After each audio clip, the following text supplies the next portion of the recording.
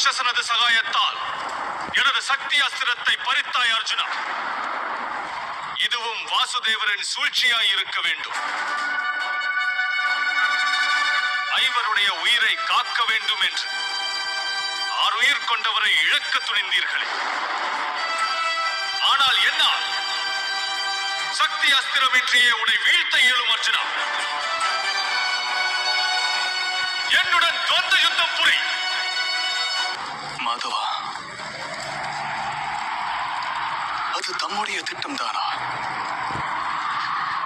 என்னுடைய பிராணனை காப்பதற்காகவா தாம் இன்று அண்ணன் மகன் கடோத்கஜனை மண்ணில் சாய்த்தீர்கள்?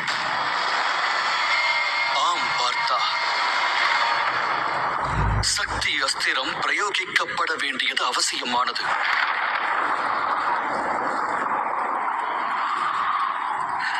இந்த யுத்தத்தில் இன்னும் யார் யாரெல்லாம் இறக்க உள்ளனர் மாதவா?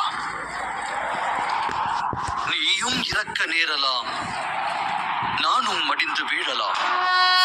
அகிலத்தில் தர்மத்தை ஸ்தாபிக்கும் பணியில் உயிரை மாய்க்க வேண்டியதே விதியானால் அந்த விதியை வெல்ல எவராலும் இயலாது.